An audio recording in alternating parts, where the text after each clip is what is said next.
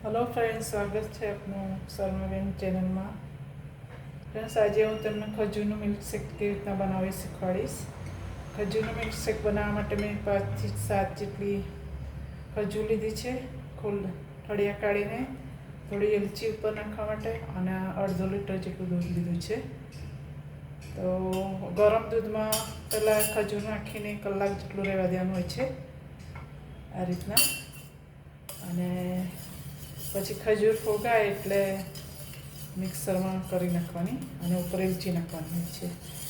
હવે તમને ઠંડુ પીવું હોય તો ઠંડુ થાય એટલે મિક્સર કરીને પછી ફ્રીજમાં મૂકીને પણ તમે પી શકો છો। પણ ગરમ દૂધમાં ખજૂરનું મિક્સર પીવાથી ફાયદા થાય છે, હું તમને પછી બતાવીશ। આપણી ખજૂર ફાઇન થઈ ગઈ છે, દૂધમાં પલાળીથી 2 કલાક પહેલાં। તો ખજૂરનું મિલ્કશેક બનાવવા માટે આપણે દૂધ, ઇલાયચી, કાજુ બદામ અને ખજૂર 4 વસ્તુની જરૂર પડે। તો આપણે મિક્સરમાં કરી નાખીશું।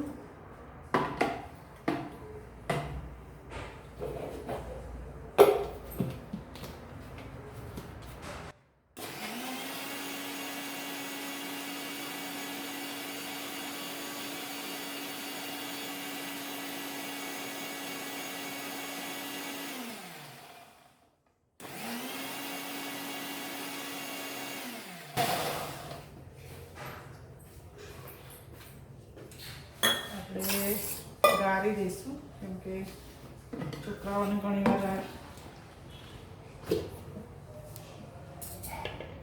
છોકરાઓને મજા ના આવે, ઘણું આખું કંઈક આવી જાય ને ત્યારે પછી આપણે બીજી દૂધ બાકી છે એમાં બીજી વાર કરીશું।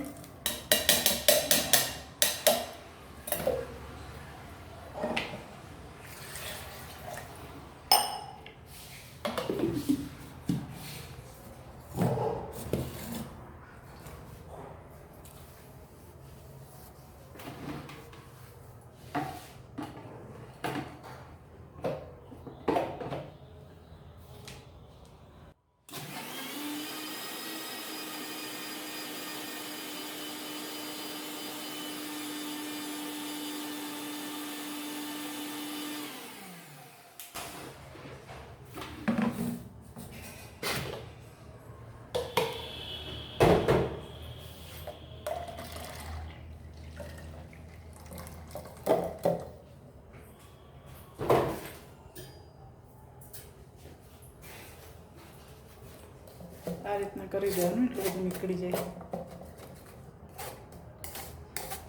તો ફ્રેન્ડ, તૈયાર છે આપણું ખજૂરનું મિલ્કશેક। બનાવતા બહુ ઓછો ટાઈમ લાગે છે, 2 કલાક પહેલાં તમે પલાળી દો ને યાદ કરી ફટાફટ। તો ફ્રેન્ડ્સ, તૈયાર છે આપણું ખજૂરનું મિલ્કશેક। આ મિલ્કશેક તમને ચીકુના મિલ્કશેક જેવું લાગે। બહારના દેશમાં ક્યાંય રહેતા હોય ને ચીકુ ના મળે તો તમે એવું લાગે કે મેં ચીકુનું જ્યુસ પીધું। ચીકુના જ્યુસ જેવું લાગે। હવે હું કાજુ બદામ નાખીશ। કોઈને પસંદ ના હોય તો સિમ્પલ પણ પી શકે છે।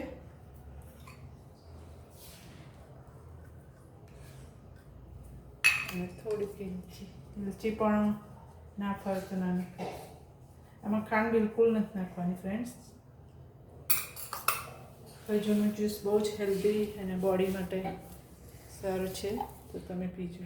મિલ્કશેક તૈયાર છે, તો તમે જરૂરથી બનાવજો। અને મારી રેસીપી સારી લાગી હોય તો મારી ચેનલને સબસ્ક્રાઈબ કરજો, લાઈક કરજો અને શેર કરજો, તો આ વિડીયો તમને મોકલાવી શકું। Thank you for watching my video.